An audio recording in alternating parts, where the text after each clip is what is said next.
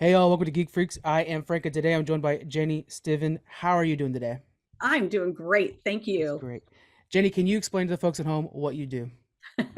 So, my current title is fandom development consultant. And what that means is that I've taken my digital marketing and digital production and content production background and entertainment, TV, film background, marketing, and being a born sci-fi fantasy geek nerd, I've taken all of that and about gosh, now it's almost 10 years ago, decided to focus specifically on making sure that fandoms and their IPs, their content that they love, know how to communicate right with each other, and that those IP owners do their best to spend the time with those fandoms and develop relationships. That's wonderful. How has that changed over 10 years? Because it feels like just social media moves so quick. It's changed a lot even since I began, because when I started out, full disclosure, geek with gray hair, that I started in 92, 86 actually, with Mhm. online. So Usenet groups, one of the very first groups that I was in 92 was X-Files.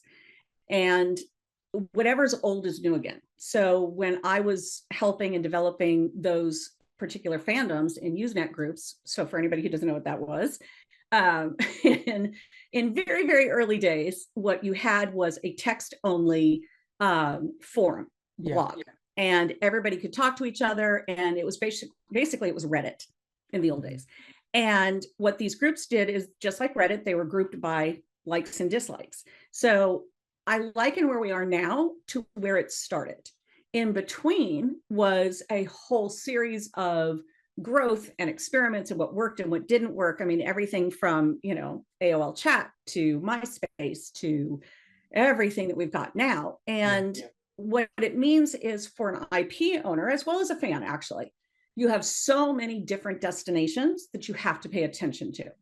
And so when you're in my seat and you're trying to be a consultant for an IP owner, what you need to do is say, you need to go where your audience is. Don't create a TikTok channel just because it's the newest, cool, well, forever how long we get to keep TikTok, because it's the newest thing. Or if you're going to go to Tribal or Mastodon or Instagram, whatever it is you're going to go to reach your audience, go to where your audience is. Yeah. Don't create something and the old if we build it, they will come. That doesn't work. Yeah. And it hasn't worked since the late 90s. But there are a lot of studios and IP owners of whom I consult with, who still don't understand and this is my tagline, which is you have to spend the time.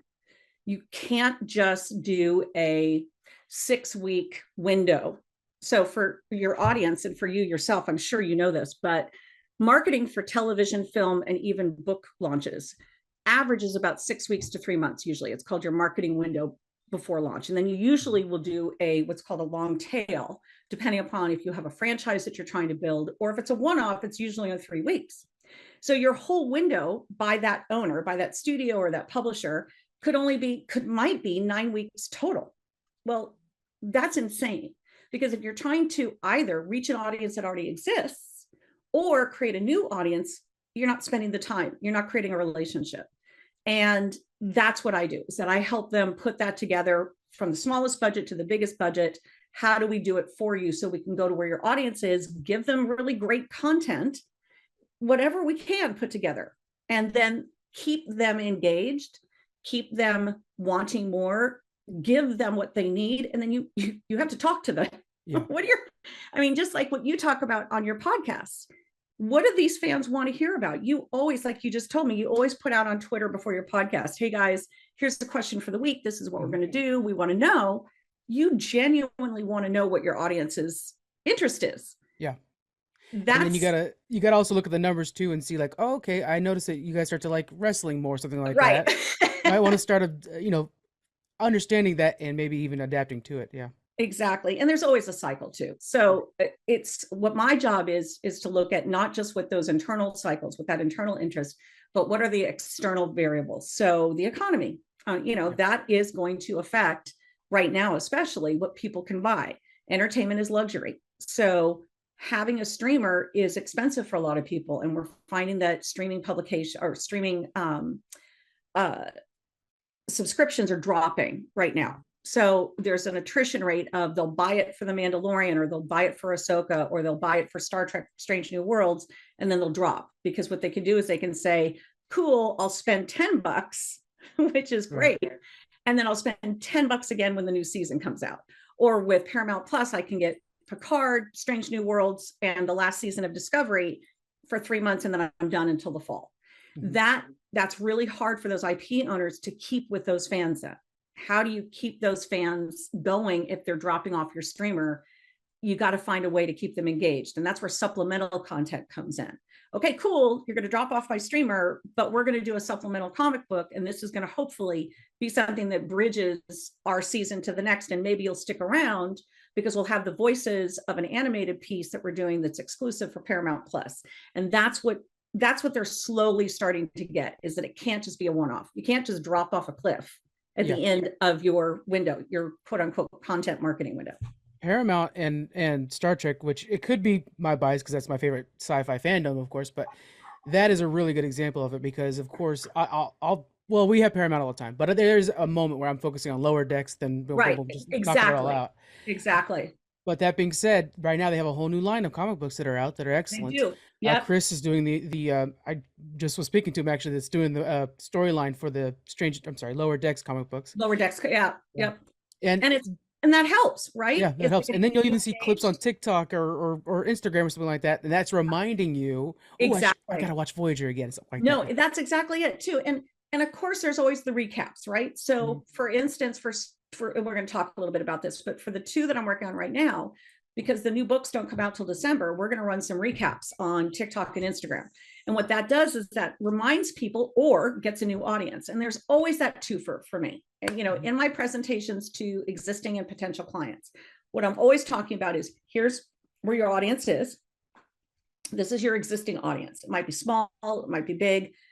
Then here's who I think your potential is. And that's the kind of fun one, is that it's pretty easy to keep an existing audience if you're doing the right content. And that's, kind of the key. Yeah. And if you're engaging them correctly, I mean, you have to be respectful. You have to, I worked in Star Wars for a long time, and this was pre super toxic Star Wars fandom, but of course, yeah, I miss those days. Yeah. But Bonnie Burton, who started StarWars.com way back when, so she's a good friend, and she was a partner when we worked together, and Nicole Love and a whole bunch of us. So Fox handled the distribution of post-theatrical broadcast, and broadcast. So that's when I handled all of Star Wars and James Bond and Buffy and all of those. And one of the things that we had to do was that you had to make sure that you were not just doing the good content, but you were keeping that existing audience engaged with content they've already seen. So that means you constantly have to come up with something, especially for Star Wars or James Bond, something and this became such the stupidest acronym, never been seen before. So NBSB. And I swear it became such a marketing catchphrase with clients from about the late 2000s through all the 10s. And it's just kind of crazy, because what we're looking at is, it can't just be that you've never seen it before. A lot of times it might just be pulling the curtain aside so fans can see what happened behind the scenes. And Disney did a great job when they did the roundtable with Filoni and Jon Favreau. And that was actually Jon Favreau's idea, because he had worked for a long time with us in the old days on doing the DVD featurettes. So he knew how much those could sell the streaming, that extra content. And that all came from the 2 of them. They knew what would be the best way to engage your audience, because retreading Star Wars, there's so much we know, right? Oh, hours and hours of content. Yeah, exactly. Now with Star Trek, you have so much new content right now that all they have to do is have one behind the scenes with Patrick Stewart or Anson Mount, anybody, right? Anson Mount does one Twitter where he literally says, I know nothing about what's happening with Strange New Worlds, and it gets like 2 million views. And I'm one of them, liking every one of his tweets. I love Anson Mount. I love Strange New Worlds, and Hell on Wheels. I love Anson Oh my God, right?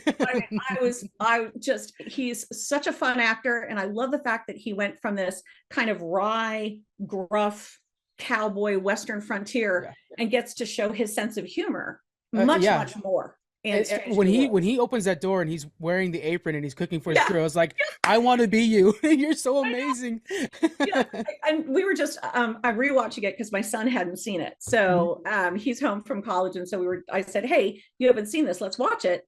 And he's like, hey, this is really good. And Yeah. he's more of a Star Wars fan, but he really is digging Strange New Worlds. Like he Yeah. really couldn't get into Discovery. You had to know a lot about Star Trek.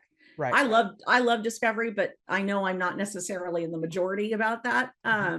My best friend David Reed, who runs the Stargate Dial the Gate podcast, Oh wow. Yeah. he is a diehard Star Trek fan, Yeah. and so he's been trying to get me more into it. Even though that's how I got into sci-fi, was that my dad and I watched the original series when it was on reruns up in Northern California on KTVU, and that's how I got into sci-fi. But Yeah. I wasn't as big a Star Trek fan. Again, dating myself. I was 11 when Star Wars came out, New Hope. Oh, perfect And timing. oh my God. And so I just watched Star Trek with my dad when I was like 7 or 8.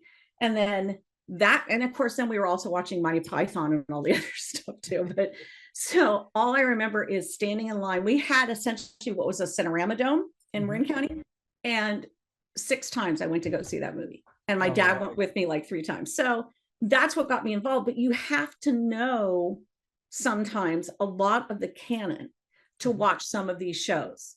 And one of the things that I work on a lot with IP owners is you have to give fans an easy entry. So we're talking about existing fans, but when we're talking about that concentric circle out that you want to go to, new fans, how are you going to get their interest? So if you're targeting sci-fi readers and they've never heard of your author or your story, how do you capture their attention? It can't be something that is so deep dive that they're not even going to bother. Yeah, it'll look daunting and they'll steer away. So do you go to a short form, like maybe TikTok or something like that, and do Absolutely. those recaps? Okay. Yeah, because that's in general, as again, whatever is old is new again. Email marketing is really kind of insane. The newsletter thing right now, all of a sudden it's like, wait, we're doing these again? And yeah, they're doing quite well. Quite well. So I worked on the Stargate Command app with MGM from 2015 to 2020, when unfortunately because of COVID we had to close down. Right. But one of our most popular ways of communicating with new audiences actually was via email marketing. Our open rate was something insane, like 40-something%, which wow. I don't think in my whole career I've ever gotten that. But the reason we did that is we did a 1-2 punch. We went after existing audience, which was probably and still is around 1 to 3 million fans that are active around the world in the Stargate universe. And then we went after who were they interacting with? What was that Venn diagram, right? Yeah. And so surprisingly, a huge part of it, I guess not so surprising because of Chris, was gaming. And so we found on Twitch and through a lot of trial and error, there was a fairly substantial minority percentage of gamers who had discovered Stargate through Kratos, through God of War. Yeah. So it was just, you do your research, right? This is so funny. I'm sorry to interrupt you. I got a buddy who's on the podcast, Kevin. Actually, I was just talking about him. He's a major Stargate fan. And I'm like, I got to check out this Christopher Judge, guys. He's so cool. And he's like, watch Stargate, please. And so now I am looking into Stargate because of God of War. Yeah. That's perfect. He's so good. Oh man, he's amazing. He is amazing. And he's one of the good guys. Like I mentioned earlier, we did a roundtable with he and Christina Ariel and James David Powell, who's the Geek Insider. He's very active in cosplay, and he's actually developing some shows. And the roundtable was about African Americans in sci-fi fantasy, and where is the state of the union essentially. Yeah. And one of the things that he talked about a lot was how he got into Stargate, and I'll have you put that link in as well so you guys can see the roundtable. But his history of how he got into Stargate is the typical African-American actor having to kind of work against the grain. And then Kratos even more so. Now, and no disservice to the original voice of Kratos, who was just amazing.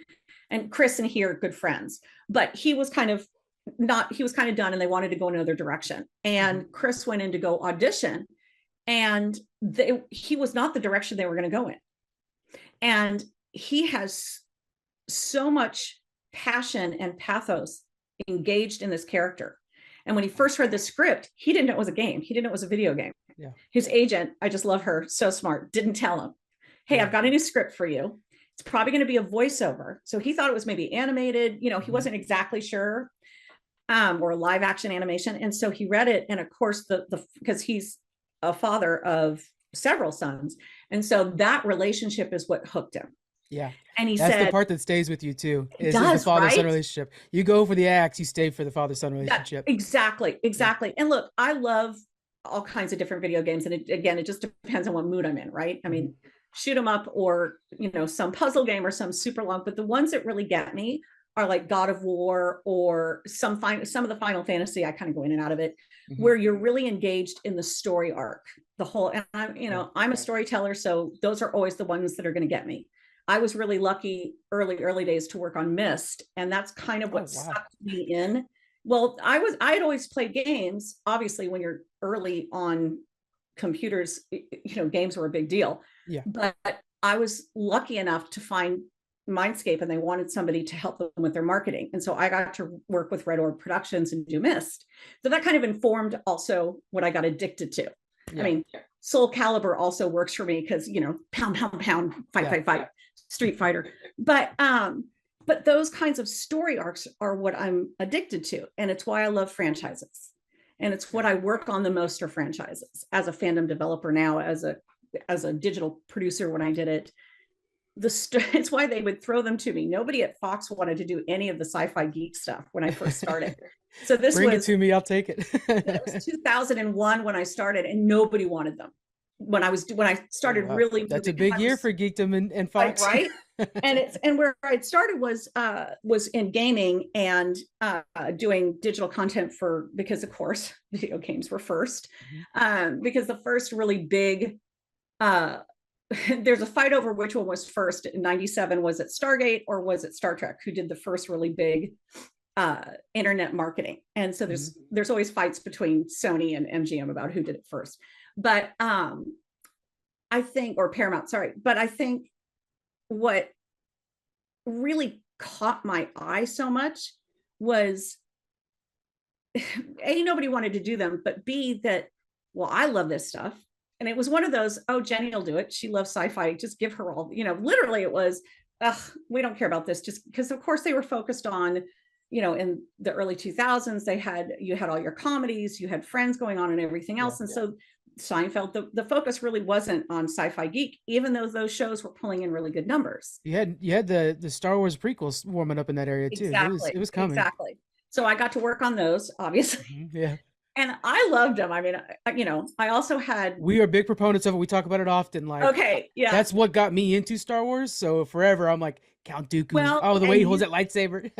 See, and you're that generation too, because that's what you grew up on. And so, I mean, it's Gen X and Boomers who are, for the most part, so bitter about the prequels, and I am the vocal minority whenever we go out, because I love them for what they are. I'm not comparing them to the original series. I'm not even comparing them to the sequels. They are what they are. They're their own thing. And if you look at the story arc is great. Story arcs are great. And of course, that's what you're seeing now. Hayden Christensen is over at Celebration, and of course they're flipping out.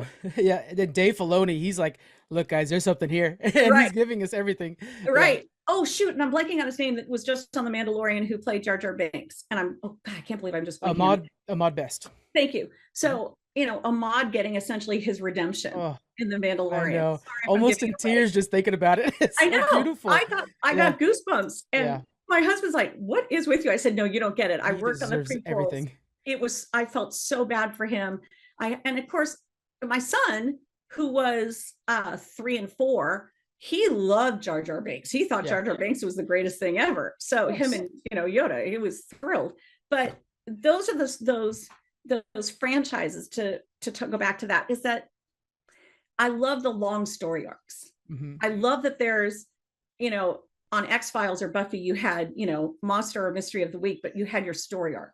And the Star Wars, Star Trek, whatever it is, there's these underlying story arcs that we just always go back to. Right. And that's, as a fandom development,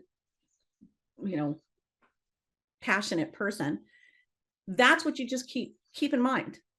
Always go back to that foundation. Always remind your fans, okay, you might have liked this one, you might have not liked this one, but this is what our story is. And that's what we're sticking with, whether it's the hero's journey or it's which is, pretty much all sci-fi fantasy is the hero journey. But whatever your theme is that you're working on, that's what you have to remind the fans. Hey, we're serving that particular theme. It reminds me of Star Wars right now, the way they do we have the hero's journey with the Mandalorian. It's a great example. Right. And now Disney's very good about putting out those character posters every week. Exactly. And each time is a new character in some sort of hero pose. Even this last week, Jack Black is standing with his arms this, like in a hero pose. And he's like, his character's not really meant to be that, but bet I love that poster. It serves the story. You're exactly right. And that's some of the fun that I get to have, is working with creators and designers and developers and the authors themselves, or the IP owners or the writers. Always talk to the writers. I mean, I'm sorry, but pay attention to who writers are. Stay after the movie and watch the credits. Pay attention to who is writing your graphic novel that you love, the inkers, the illustrators, because they're the ones who are keeping your story, that story arc, they're the ones keeping it alive. And they're the ones too. Like I'm just real quick. We've talked to colorists and the amount of mood they add to it, the emotion they add to your comic book, you wouldn't believe it. Oh my God, yes, exactly. And it is, your VFX artists that are, just overworked. One, I mean, oh my God, one block of credits where nobody can read it because it goes by so fast, and then you've got 60 blocks of the different VFX. And we're just waiting to see what happens with Doctor Strange next. Right, exactly, and it's so true. I was disappointed that there weren't 3 series trailers or teasers, whatever, on Wakanda Forever. It's like, wait, what? So I think there are not enough credit, although more with podcasts like yours, who are highlighting writers, like you did with Jeff the other day, the badass girl, the writers that you're paying attention to. They're the ones that need to be talked to, and they're the ones you need to bring to the fans. Because like I said, when you start to pull that curtain, you've got super smart fans. I mean, the first time I ever saw this wasn't with Buffy, ironically, it was with Stargate, where they're the fans who loved to see what was happening behind the curtain. Joe Malazzi, Brad Wright, the people who were writing Stargate, that fandom wanted to know. And then and I'll say X-Files was also, because of course anything that Chris Carter dropped was like golden. And then it started to bleed into Buffy and Firefly, obviously. And then Star Wars was a little bit slower because Lucas played things so close to the chest all the time. But even prior to selling to Disney, Lucasfilm hired a couple of really, really great internal marketing people. So in other words, their job wasn't per movie or anything like that, or the books. It was how to brand Lucasfilm and the Star Wars franchise itself. And that's late 90s, early 2000s with the prequels is when they really started working on that. And that's so important. You bring those writers forward to show that conversation about, here's what I was thinking when I wrote this. And then the director can talk to, well, and this is why I adapted that this way. And I think nowadays it's so cool. Fans are totally into that. And as the producer behind the scenes, I love that. Well, it's just, that's like you were saying with the subscription service. I was like, I'm waiting for the Succession to be done, and then I'm going to chill out on HBO for a little while. I'm good. I can't watch Succession. I've tried, and the reason is it's just too close to home, because we were there during the whole Lachlan James Murdoch trying to take over Fox thing. I was working there, and at that time, I was basically my boss's boss. Reported directly to James, and then it went to Lachlan, and then it went to the sister, then it was Rupert, and it's like, oh my God, I can't handle this. So every time I watch it, it literally gives me like a stomach ache. Even as funny and satirical and unbelievably well written as it is. That's my thing. I just love that tight, like Veep. I don't know if you've ever seen Veep before. Oh, I love Veep. Are you kidding? It has some of the tightest writing, and it's like I've rewatched it so many times, because I'm telling you guys, every time you rewatch this, you find a new line you didn't catch before. Oh, you do? Aren't those the best? I love it. I love watching those where you're like, oh my God, I missed that because I was laughing, and I missed that last time. And I'd be Gary in the corner that says like the best line of the show, and you didn't even catch it. And and I will say, the reason I have kept going back to Succession is because of the wry humor part of it. Yeah. It's just the other part. It's just Too close. yeah, kind of lived through it. And for Yeah. us, down the shit rolls downhill. For Mhm. us, we were jerked back and forth constantly Yeah. over, oh, they're really into digital marketing. Now they're not. Oh, create content. You're going to get to go on the set right from the beginning. And then I would waste 6 months creating all this content because the next time they changed their mind and we couldn't use that content because they didn't want to give anything away. So like with Avatar, we had not The Last Airbender, James Cameron's Avatar. Yeah. We had all of this amazing content. And unfortunately, and I get it, James and John Landau, his producer, didn't want to give away anything. And I totally understood that. But I was just so mad at our bosses for not finding that out earlier. We spent months and months and months creating this amazing digital content, and we couldn't use any of it. So now, well, and what's funny is now for the new Avatar movie, you see them show the pool that they're filming in all the time, and I mean, I don't know. To me, that builds the hype in myself. I want to go see if I, and we. But I don't he know. wouldn't release that. One of my best friends, Josh Izzo, works over there and does all of the consumer products and publishing for them. And because it's not a huge company, he also was wearing the social media digital content hat for a while. Yeah. And 3 years ago, when they first started filming, he couldn't release anything. Nothing, no teasers, no nothing. And I was desperate. I'm like, dude, just send me something. I got to work on it originally. I want to see it. Nope. It was a complete and total lockdown. And maybe that, I don't know, that's a balance. That's part of what I do. Talking to an IP owner about how much you give away and how much you don't. We talked a little bit about that before we started, is that sometimes you give away just enough to tease, to engage, to get that audience maybe that you haven't reached before, not an existing audience. But if you give away too much of the plot, and this is what a trailer company goes through all the time, a trailer marketing video company, how much do you give away, how much you don't? And the directors, the writers, the studio, they all get a say. It's all a decision by committee. Yeah. And the problem is that a lot of times you'll have conflicting goals and mission with it. Probably and ideology too. They all think different. Exactly. Yeah. Yeah. And I have to say, honestly, it's usually the writer and director who are trying to keep it close and not reveal everything. And it's the studio who says, or that marketing department who says, oh my God, that scene was amazing. And it's true. It could be an amazing scene, but are you giving away too much of the plot? Yeah. So then someone gets to the movie, they're disappointed, and your back end is, a bad audience score on Rotten Tomatoes because you gave away too much and it wasn't as tight. I mean, as we both know, a lot of times the trailers are better than the movie. So, God love the trailer. I mean, I've got fans that are trailer editors, and oh my God, they do such an amazing job. But that's part of what I have to work with IP owners a lot, is I want to create that recap, right? Well, how much are you going to give away if you're trying to get a new audience? If you give away the whole story, they don't need to go read the book or watch the show. Is there a concern with when you're doing a recap, because you're working on 2 books, and we're going to talk about those here in just a moment. Yeah. You're going to be doing recaps for these books. How much of a concern is it to try to still sell the original copies and give a recap of those copies as well? It's really hard. It's a fine line. I mean, you have to work with really good companies. So I'm working with a company called Jump Creative. They are phenomenal at this. And what they do, a couple of reasons it works, is their creative director is actually a writer himself. He writes, he has his own line, The Hacktivist, with Image Books. Then he's also done Batman, etc. So he knows how to try to walk that line creatively. And what our job is, and this is what I usually do, is I work very closely with specific agencies and community managers that are specific to that particular type of genre.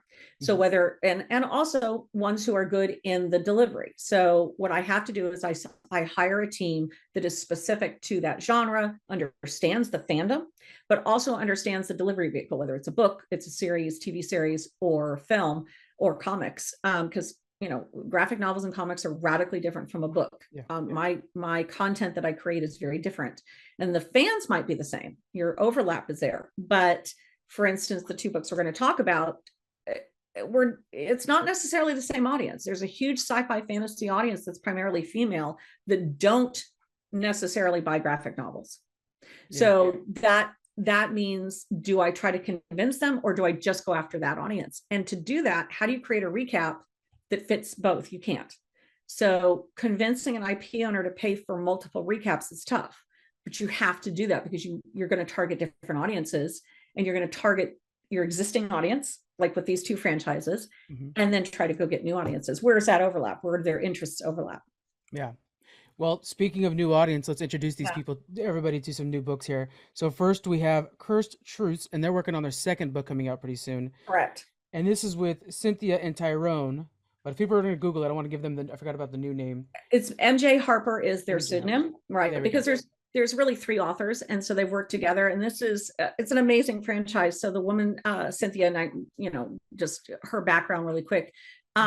She's a business manager and a marketer, and she literally dreamed this story over a couple of months, and she started writing it down. And one of her co-workers, Katrina and Tyrone, two of them, Tyrone's a writer, and he's Welsh, and he is, as many, not to paint with a broad brush, but as many Welsh men and women are, great storytellers, very much into the creative arts. And that's something that he did a lot of. And the two of them did this together. So the first book is Blood of a Guardian. One of the reasons I love this is that it is a kick-ass female heroine. She's an FBI agent. She discovers that she's a supernatural guardian. Her uncle had tried to protect her, and this whole franchise is going to follow her story and the team that she gathers around her.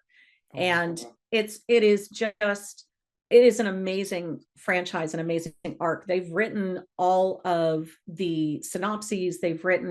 We're selling it as a series that's going to hopefully go into development this summer. And then we're also doing, right now, we're working on supplemental graphic novels that tell the origin story. So this is a very, very well-rounded franchise. And so this is probably a 7 to 10 year franchise that we'll be working on. This is exactly your expertise. You're taking one item here, the book franchise, and you're like, here we go. We're going to go in this corner, we're going to go in that corner, and finding a way to get the audiences to blend from each of those corners, because they're not the same audience. No, not all the time. Yeah, exactly. Amazing. And keeping that existing audience who loves it, who might follow you through these different delivery vehicles, because you want all of that to be different, right? The series, the scripts that they've written for the series are obviously slightly different. It doesn't have the depth of detail that the books do. It's going to hit the high points. And then the graphic novels we're doing are supplemental stories. So it's the background on her uncle and, all of those types of things. So that is super exciting for me, because then I can try to keep the existing audience. Hey, you want to go check this out? But also I can go look at new audiences and bring them in via these supplemental pieces. Yeah, and then use the supplemental pieces to bring them back to the original work, and then just keep the cycle going. Exactly. How important is it to market books with female leads by female artists sometimes? How important is that? And not so much how important is how do you make sure you bring in that audience as well? Oh, it's really hard, especially right now. I mean, you've got a very diversified audience in the sci-fi fantasy geekdom, which is great. I mean, we're looking at, I'm Gen X, you're looking at people my age in charge of these IP houses, right? So studios, publishing, even small independents. And one of the things that several of my friends and I who work across these different industries have noticed, that just pre-COVID, and then COVID accelerated it in a weird way, is that there was a bit of a repeat of history happening in the entertainment industry. In the late 80s, early 90s, there was a breakup of all the big studios. You had the rise of Searchlight and Focus Features, and A24 came later, but like A24. And what happened, Blumhouse, what happened was these independents came about because they created the content that they weren't seeing happening in the bigger studios.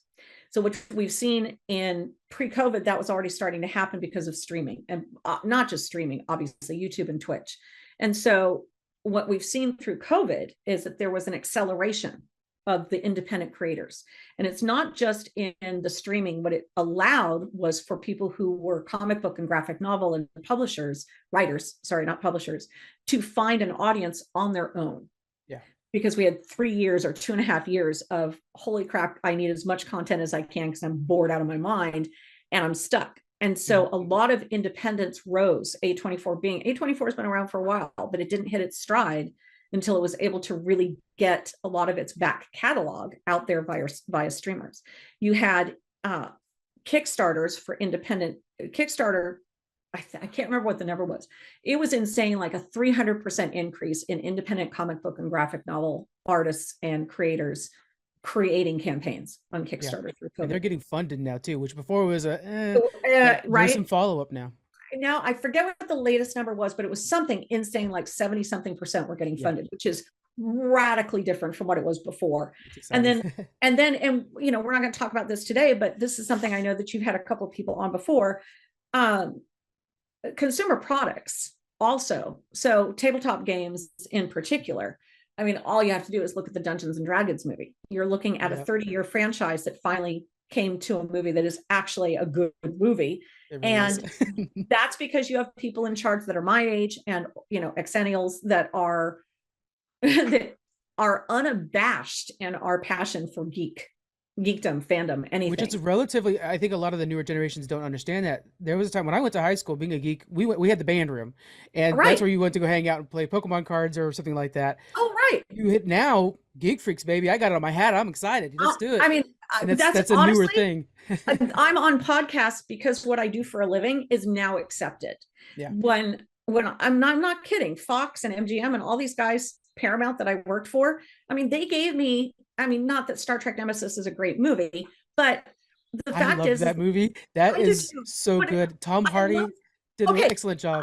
I love that movie, and a large part of it is because I worked on it for a long time. That was a really long, so you kind of tend to like a movie you worked on. But I loved that movie, and again, I'm an easy entry fan. It's one of the reasons I do what I do, is because I'm not hardcore about almost anything except maybe Buffy. I mean, outside of that, I don't think I'm really hardcore about anything. But what was so amazing is that I was so lucky because nobody gave a shit. They didn't want to work on any of this. Nobody even got it. And so, and this is 1997 to 2006, maybe. Next Gen is well established and already has a very big fan base, and that should be an easy grab. And nobody wanted, so I got to work on X-Files and Buffy and all of these because nobody wanted it. And so we're talking not that long ago. I mean, yeah, okay. Yeah. But 97 to 2007, I got to work on all the super cool franchises, which was pure luck, but also because I raised my hand. Yeah. I mean, for anybody out there that wants to get into what I want to do, that's one thing that I want to talk about with people is just be curious and raise your hand and ask questions. Just ask questions, because all I did was say, I'll work on it. And I would say it proactively. Hey, I just saw that you guys aren't doing anything with Buffy. Do they have a budget? Can we just do something small? And this was at the end of it. And same with X-Files, because I was coming in when they were at the end. And then Stargate was starting. I'm like, oh, I love Stargate. I'll work on that. Yeah. And honestly, outside of one guy over at MGM, Michael Brown, nobody cared about Stargate at all. They were like, whatever, it makes money for us. It's over here. Who cares? Okay. Well, what if don't you want to make more money? Don't you want to get more fans? And so I would get these crazy budgets because they would just say, well, you know, we've allocated this money for content production. Do you want to go on the set? Oh my God, sure. Of course. I mean, and they would ask it kind of diffidently, like, well, do you want to go? I'm like, okay, I'm not a marketer. I'm a geek. I'm a content creator geek. So I want to go. I think the IPs are maybe starting to ring. I mean, they have to understand at this point now that that's the case. Yeah. The idea, like for me, Voyager was like my gateway into Star Trek. Yeah. Okay. And then it just opened the doors, of course. Yeah. And Nemesis was actually my very first TNG anything that I watched. Oh, really? That wedding scene, I was like, oh, okay, I know these characters from seeing them, you know, on mainstream stuff, but that wedding scene in the beginning was the introductory to me. And I love, and I love the way that movie was shot, and the greens and the blacks, and how I mean, it was just amazing. And that one I didn't get to go on set, which was a bummer. But that shift was my age and exennial, so older than you slightly, becoming in charge. Yeah. And in 2007 is when that really started to shift. Yeah. Where there was an actual allocation of real funds, of real attention. Now, you know, that comes with, unfortunately, that also comes with a spotlight on what you're doing and way more people giving an opinion about how this should work. Yeah. And so, oh my God, the number of times, and the fact that I still have this same conversation just kills me, is that if we build it, they will come is still a unconscious bias that happens all the time. And there's an unconscious bias that women don't give whatever. Sorry, I know. I'm No, sorry. you're Give a good. You're shit. good. Give a shit about sci-fi, fantasy, even gaming still, despite all the attention that has been on it, despite the fact that you had Olivia Munn on G4 for years. Yeah. It doesn't matter. The lack of understanding, even by my generation, which is just gobsmacks me when I have these meetings. I just had a meeting about a super famous franchise where I said, here's what we want to do. And again, it was with Jump Creative. We want to create this hub. And what this hub is going to do is it's going to cover multiple platforms. We're going to go to those audiences differently. And we're going to approach these audiences differently. And what that'll allow us to do is go to these concentric circles that you haven't gotten yet. And I swear to God, the answer was, Jenny, why do we need to spend money on that? We have our existing 65 million fans. What do we care? And I said, well, do you have 65 million fans paying outside of that film or their series? Are they paying for anything else? Yeah. Are they coming back?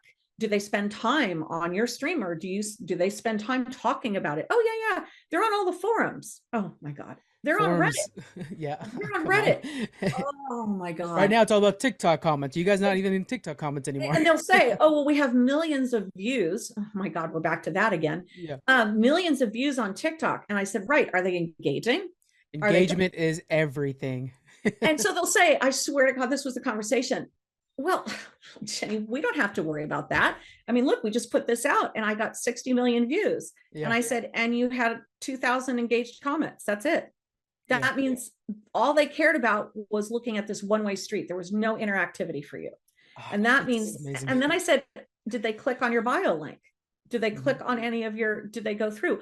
Oh, we had a 1.4% click through. I'm like, oh my God, out of 60 to 65 million views, that's insanely stupid. Yeah. So I'm always surprised at the, even my age, disconnect between the, if we build it, they will come, which is obviously proven by that 60 million fans that came to view all of these trailers that they did.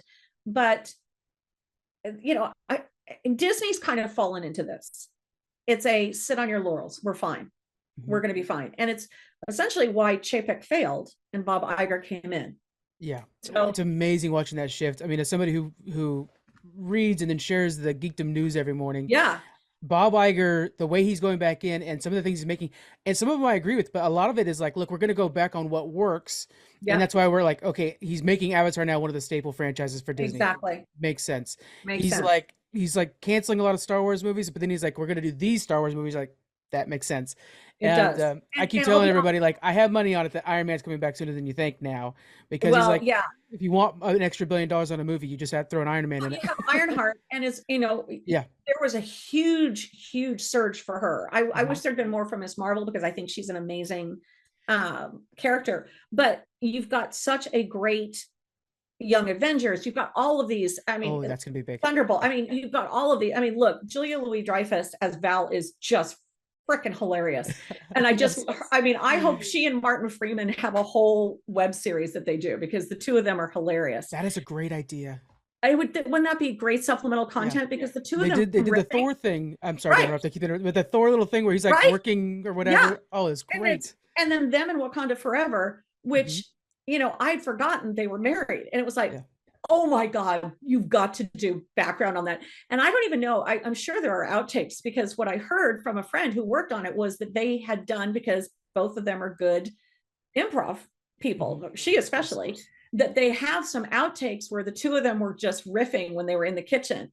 And or when they were walking, right? And I just think that would be amazing to have that. Just little 5-minute things that you could have with them. That's the kind of thing that gets an engaged fan super excited about it. But then you might pick up fans that didn't even really care about Marvel or anything. And that's an easy entry, because suddenly if you go and you look and it's those two bringing together all of these different threads from the different series, you could do recaps just with them. They could be like having coffee in the morning because, oh, you know, they went together again, and they could each be talking about what they've done and the case files that they're not supposed to share with each other. So that's what I get excited about. That's what gets me excited, is to get that kind of fun stuff done. Well, and that's the kind of stuff too, where, you know, that brings in the outside fans, but then also it's extremely rewarding to the engaged fans already, because that's the kind of stuff that lasts so long. It reminds me Exactly. so much. If you're a Muppets fan, you've all seen Fozzie Bear and Kermit, Right, right. talking on the tree, Yeah, and that's the kind of exactly. thing that thing's lasted for 40 years, And and it's still still it's good. watched. Yeah, And it's still good. And you're right, because what that does, I mean, I've gone back and watched some of the roundtables with Dave Filoni and Jon Favreau, because yep. what they talked about in some cases was they actually referenced some of the things that were going to come up. So Dave Filoni was talking about Bo-Katan in one of those roundtables, kind of hinting to that. Yeah. And so it's fun to go back and watch that, because you're like, oh yeah, they've been planning this. He especially has been planning this for 15 years. Mm-hmm. It's just all of these things that is in his head. And that goes back to what we were talking about, that I'm just blown away sometimes that people don't understand, people in charge, that that's the kind of thing behind the curtain that fans nowadays just soak up. They eat it Oh up. yeah. They love it.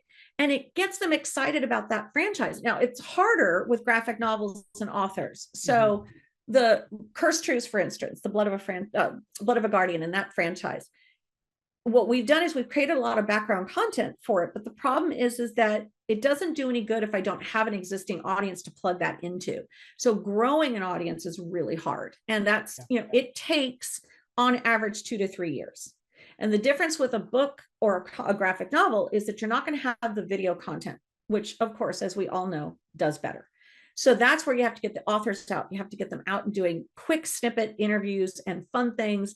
And you have to get creative, like Jump Creative does for me, where they create these super cool videos. So they put together animated videos. Another one, shoot, I'm blanking on the name. I'll try to remember it. But Noah and his partner created the animated concept art for Cursed Truths. And it's beautiful. And what that did was that allowed me to go to an audience on Twitch and other places. And it's slow. I mean, it is a slow growth. And I tell the authors in general, it takes 2 to 3 years average to grow a graphic novel or franchise novel base, to get you to the point where you get noticed by that next level that you want to get noticed at.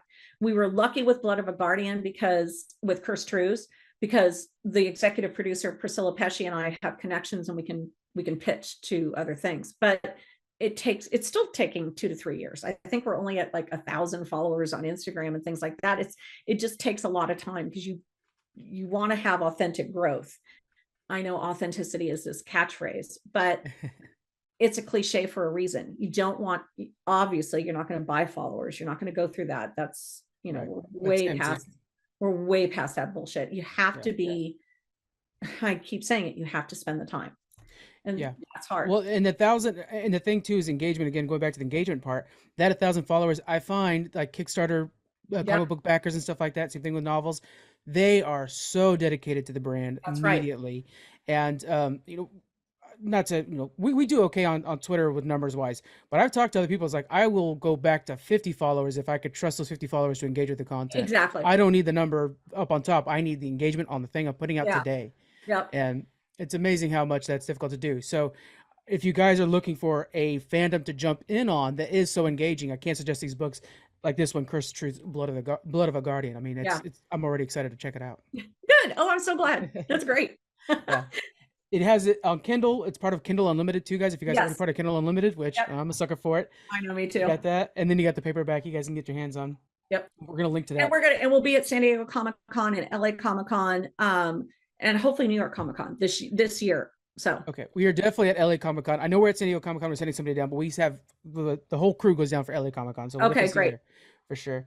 Awesome. I also want to make sure we talk about the other book too, The Last Lumen. Oh, I was getting so good at this name. No, it's okay. Last Luminian. Thank you. Can you tell us a little bit about that book? You bet. So again, it's a female hero, and she's a princess, but what she doesn't realize is that she's always wanted to fight for essentially the underdog that is on her planet, in her universe. And she was doing it instinctively. And then through a series of events, she actually becomes part of the rebellion to fight for freedom. And she gathers around her this team that is amazing. There's, twins that are the comedy relief. There is her, essentially, who becomes her love, which is Callum, who's a general. And what happens, of course, is throughout this franchise, it becomes a war. And she goes from being a princess to a warrior. And it's her arc, and it's a franchise. The fourth book will be out. There's 3 books already. And Lila, is the lead character. And she is, I think this is a little bit different than Blood of a Guardian. Blood of a Guardian is an older, so Skylar, who's the main character, she's in her late 20s. She's already been through a lot. She's an FBI director. Lila is young. She's 19 to 20. I think she's going to go to 25 over the series.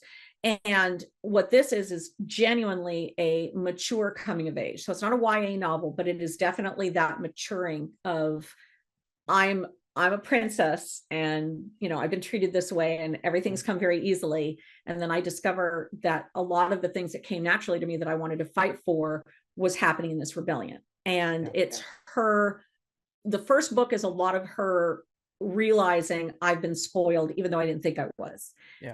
Right. It's that, and then it's there's a lot of meeting other races that is very pertinent to what's going on in our world right now. Oh, wonderful. And the Arrow War that happens is it's a bit of a warning in the arc, the story arc, which is we have to pay attention to what's happening in our world. We can't be living, in Elysium above the planet. We have to be paying attention. So we're a broken record around here. We talk about this a lot with Star Trek. Sci-fi's best aspect is the fact that it's a lens through sci-fi on our current day. So it's basically everything's a metaphor or a way to look at something and have a discussion without it becoming personal. But then taking that discussion you just had and then placing it over your world, and it makes sense. Absolutely. So absolutely. And the best of the sci-fi writers, whether it's for TV with Star Trek, Star Wars, and films. I mean, and it certainly The Expanse is a perfect example. That you have, again, because there are a lot of people our age in charge who are looking for a broad spectrum. The beauty of it is that whether or not you love to read or comic books or watch TV or go to films, there is something for everybody in this spectrum, whether it's Winona Earp or The Expanse or The Peripheral that I just finished. There are so many good pieces of content that are creative, and these writers, again, I keep going back to pay attention to the writers, follow them on Instagram, follow them on TikTok, pay attention to what they're saying, because what they're going to do is they're going to expose you to things that you've never thought about before. And that, to your point, it is shining a light, not just for the things you already know, but shining light on areas that you didn't know anything about. That's what's super cool. And they do it in a way that's exciting. I mean, none of us need to be hit over the head with it. I don't know. I mean, some I think need to be kind of guided a little bit. I mean, considering some recent, not to be political, but considering some certain events that just happened, I think some people do need to be hit upside the head about it. But the beauty of these books, at least the ones that I'm working on that I love, and I'm not hardcore drumbeat about feminism or any of it, but to have 2 really strong female heroines in these books, I didn't search these out. The authors came to me, and I feel so honored that they asked me to hold these up and to find fandoms for this, that it's not just female. Guys can read this, especially because there are equal characters. Like in Blood of the 3rd book is about her brother Alex Zhang. So the whole point is that this is a team, and that's what Star Trek did. That's what Gene Roddenberry wanted to show, is that the teamwork. Stargate does the same thing, more than Star Wars, quite frankly, is that it's the team working together that achieves. It's not the individual that achieves. And I think even Star Wars is getting there. Like we're seeing with, I think this season of Mandalorian, not to spoil anything or like that, but we're seeing a lot of it's not Din Djarin, it's not Mando by himself. It's Bo-Katan, and him seeing that Bo-Katan is the best option, and backing her up, knowing it. Because the way because think about how she started in Clone Wars, and how Dave Filoni had written her arc, in this roundtable where he talked about her story arc is discovering, I can't do it by myself. I failed because I didn't have the dark saber, but she didn't really fail because she thinks she failed because she didn't have that tool. She didn't win it correctly. And what she learns is, no, it's because she tried to do it by herself. She was so angry, and it was all about vengeance. And that's, what she's learning is that, no, I need to have a team. I cannot do this by myself. Then I'm sitting by myself in the throne room on the planet by myself. That's a Because great visual shot right there of just like, that's what right, happens when you do it on your own. Is you're on your own. exactly. And it Yeah. was so philosophical. We talked about it a lot.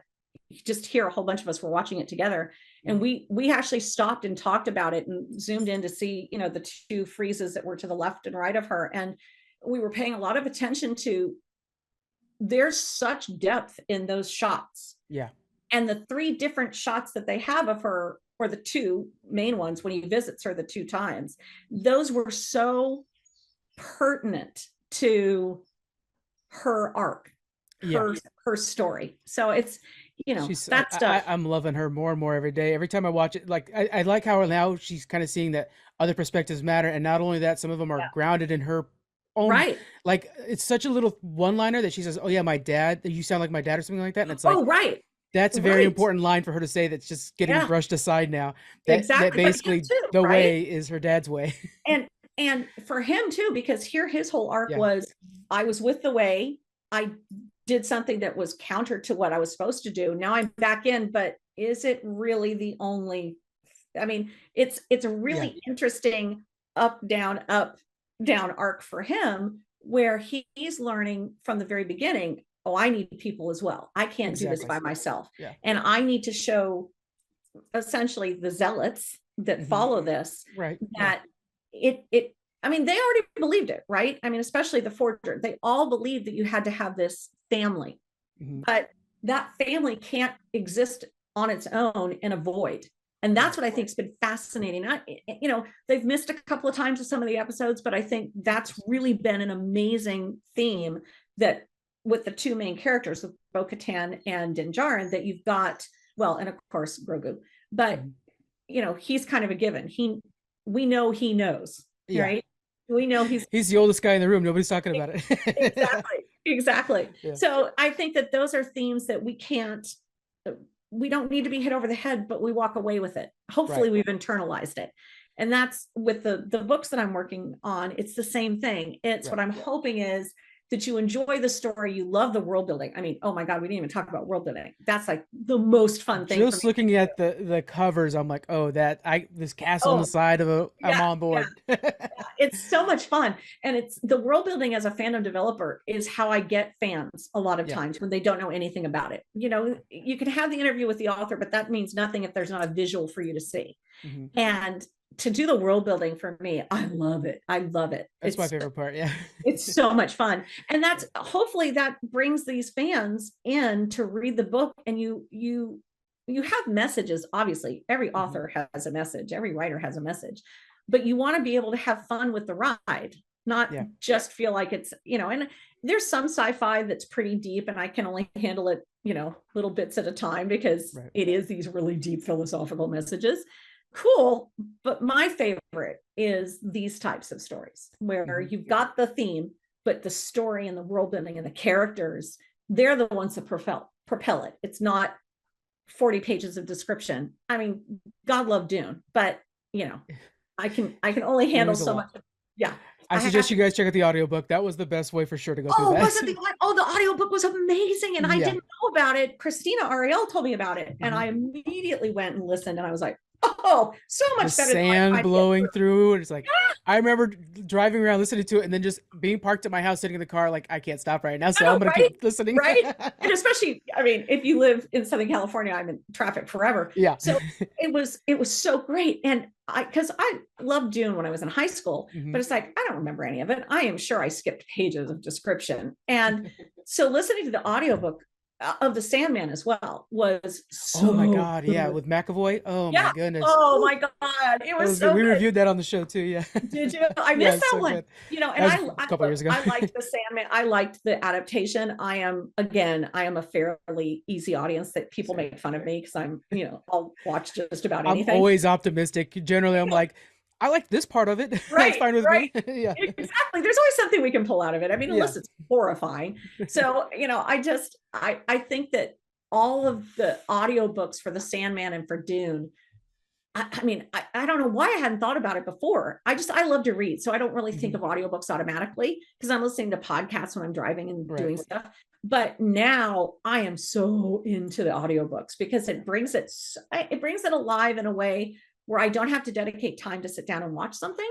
And that helps me. I get exposed to more content, which is amazing. More authors. Yeah. And then there is an audiobook actually for The Last Luminian. God damn it. The Last Lumin. Say it for me, please. Last Luminian or Last Luminian, either way. I'm gonna record it afterwards, me saying it right, and then putting it in all these spots because it's That's crazy. awesome.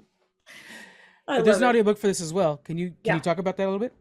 Sure, you bet. So one of the things that this was before I came on, but SG Blaze, who's the author, that's one author, she was pretty adamant about having an audiobook done because same thing. Her experience as a sci-fi fan was that she was really busy. She was working like crazy. And her husband is a tech guy. And so they were crazy busy. And so the audiobooks, a lot of times, were her escape. And so she was adamant that they do an audiobook at the same time. And so what we're doing right now is we're trying to make sure that we do enough marketing for that content as well. So we make sure that we get an audience that we might not get otherwise. So, yeah. And I hate to tell you, I don't know why, but my battery's running low. That's okay.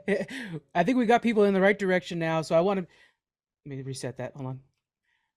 Well, this has been awesome talking to you. And God, I think we could talk for hours on end, but I want to make sure we point people in the right direction.